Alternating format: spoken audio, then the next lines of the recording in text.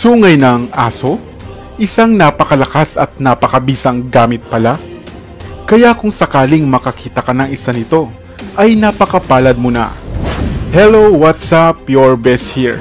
Sa videong ito ay alamin ang isa na namang bertud, gamit at uri ng agimat buhat sa hayop. Ang sungay ng isang aso. Papaano mo nga ba ito mahahanap? At ano-ano ang natatangi nitong kakayahan?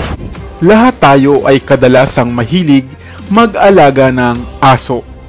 Subalit minsan ba ay may napansin ka na isang tumutubong sungay buhat sa alaga mong aso? Maaaring mapapaisip ka, papaano nga ba naman magkakaroon ng sungay ang isang aso? Subalit hindi ka nagkakamali ng pandinig. Tama, aso na mayroong sungay. At iyan ang pag-uusapan natin ngayon. Maraming mga mahihiwagang mga bagay na maaaring matagpuan sa ating mundo. Mga bagay o hayop na nagtataglay ng kapangyarihan na labis na nakamamangha. Tulad na nga lamang ng sungay ng asong jackal, na sinasabing isa na ngang pinakabihira subalit malakas na gamit. Ang jackal o ang asong jackal ay isang uri ng aso na kadalasang umaalulong sa pagsapit ng kabilugan ng buwan. Ang mga asong jackal ay karaniwang wala namang sungay. Subalit ang ilang mga matatandang lahi na nito ay tinutubuan na nga ng animoy isang munting sungay sa bahaging noo nito, gaya ng nasa larawan. Nakadalasang mapapansin mo lamang habang sila ay nakayuko. Sa tulong ng sungay nilang ito, ay kaya nilang maakit ang kanilang mga magiging pagkain at makakita ng mga kakaibang nilalang o elemento sa paligid na hindi natin nakikita. Animo nga ay isa itong third eye sa anyo ng isang sungay. Ito ang dahilan kaya maraming albularyo, antingero at mga manggagaway ang nagnanais nga magkaroon nito kahit sa ibang bahagi pa ng mundo. Ginagamit nila ito upang magtaglay ng kakaibang kapangyarihan sa pag-ibig, pantawag sa mga yumao na o mga pumanaw na, pandepensa at upang maging sandatang pamarusa. Kung sakaling magkameron ka nito, ikaw ay poprotektahan nito sa mga banta ng mga masamang nilalang o mga tao sa iyong paligid. Ang sungay ng asong jackal ay maraming gamit at bisa na kayang mag-alis ng mga problema na maaari mong harapin sa iyong buhay. Animo nga ay isa nga itong pampaswerte. Kung makahanap ka at makakuha nito, ay magtataglay ka o magtatamo ng mga sumusunod na bisa nito. Ikaw ay magiging masaya sa iyong buhay. Hindi ka na madaling magkakasakit. Isa itong mahusay na pampaswerte.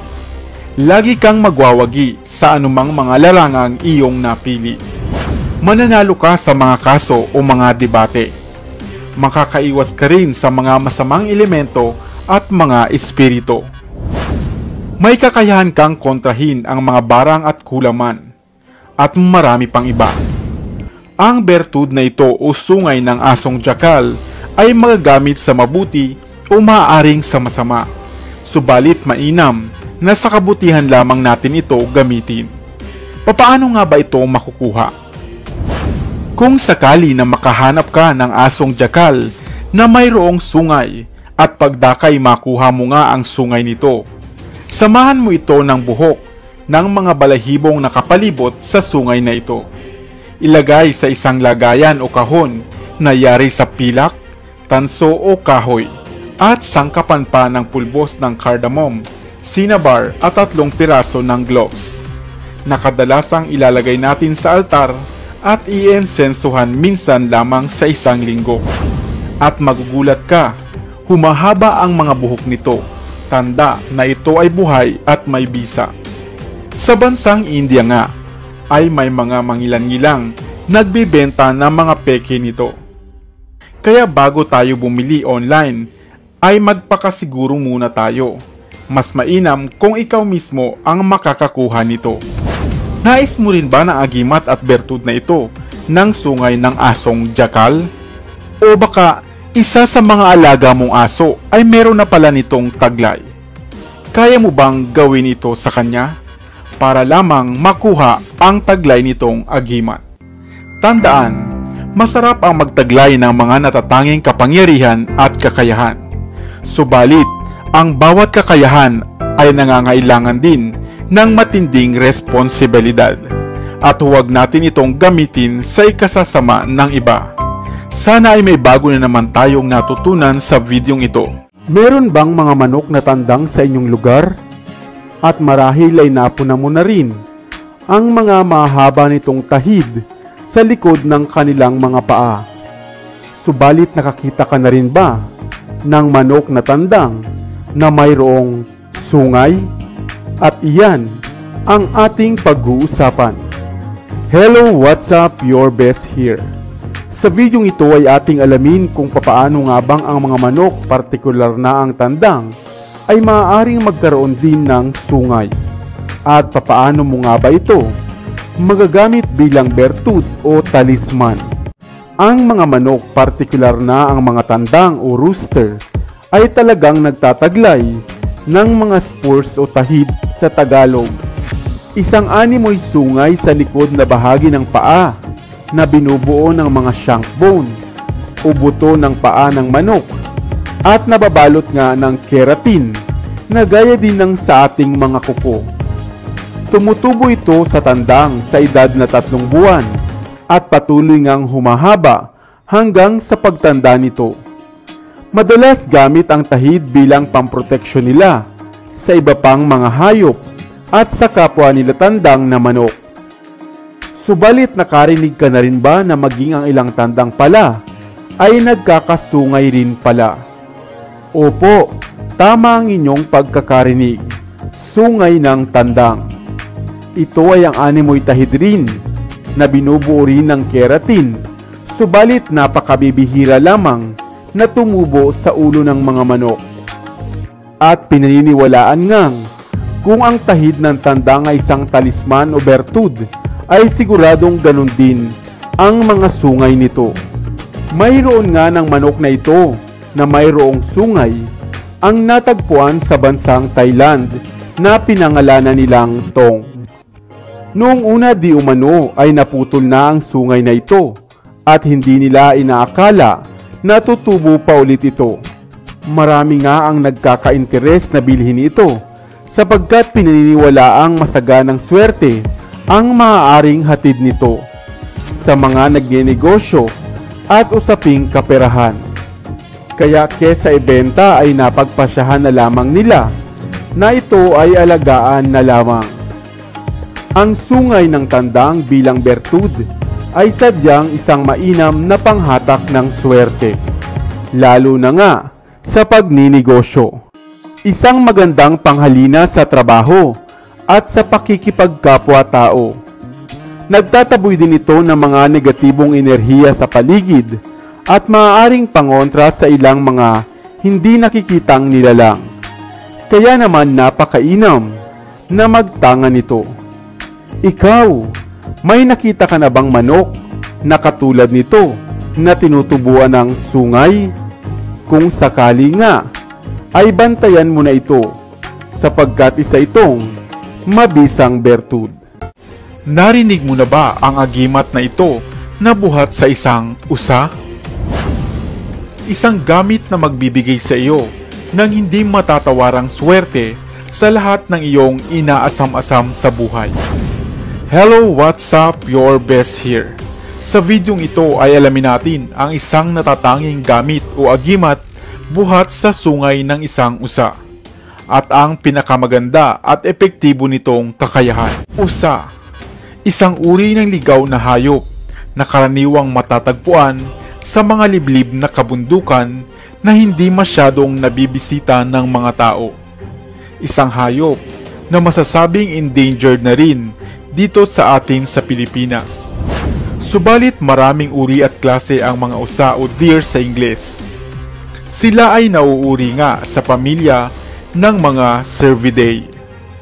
Kapag sinabing usa, agad tayong napapaisip ng isang hayop na mayroong mga animoy sangang sungay o tinatawag ngang antlers. Lahat ng mga lalaking usa ay nagtataglay ng sungay o antlers maliban sa mga water deer. At bawat taon, panibagong sanga ng kanilang sungay ang sumisibol. Ang ibig sabihin, sa pamamagitan ng mga sungay nila ay matatantya mo na ang kanilang edad. Subalit alam mo ba na dito sa atin sa Pilipinas at maging sa bansang Thailand, ang sungay na ito ng usa ay pinaniniwalaang isang mainam na agimat at gamit, lalo na ng mga antingero. Ang pagkakaroon daw di umano ng bahagi o piraso ng sungay ng usa sa inyong tahanan ay isang mainam na panghatak na magdadala daw ng swerte. Gayon din sa pangkabuhayan o sa pagninegosyo. Ano man ang iyong hiling o adhikaing makamit sa tulong ng sungay ng usa ay iyong makakamit. Mainam din itong pangontra sa mga lalang ng mga tao o ibang mga masamang elemento. Pinaniniwalaan din na gamit ang kinaskas na sungay ng usa at inilagay sa isang basong tubig at ipinainom ay mapapawi raw o mawawala ang iniindang sakit sa tiyan. Samantala, mayroon pang isang paniniwala na ang isang lalaking usa na hindi nagtuloy-tuloy ang pag-usbong o pagsibol ng kanyang sungay ay mas mainam na gamit o agimat. Ito di umano ay nagtataglay ng kabal o kunat na aprobadong agimat rin ng mga sinaunang mandirigma sa bansang Thailand. Mainam din itong pampaamo kung ang usaman ay napakailap. Ang pagkakaroon mo ng sungay ng usa ay kabaliktaran naman ng idudulot sa iyo. Magiging lapitin ka ng mga kababaihan. Sa madaling salita, isa itong panghalina o dagdag karisma. Ang mga batayang ito ay base sa mga karanasan ng mga nagtatangan ng gamit na ito. Subalit, lagi pa rin nating tandaan na walang swerte kung hindi tayo magsisikap at hindi magsisipag. Subalit lagi pa rin nating tatandaan na ang mga pampaswerte o mga talismang ito ay pawang gabay lamang. Nasa sa atin pa rin ang ikakaasenso ng ating buhay at kailangan pa rin nating pagsikapan. At syempre, huwag kakalimutang tumawag sa may kapal. Arabes, tuklasin natin ang mundong mahiwaga. Libutin natin ang mundo ng magkasama. Matuto ng nalilibang sangkapa. Dito yan sa Best TV. Halika tara na. Dito na sa Best TV, tayo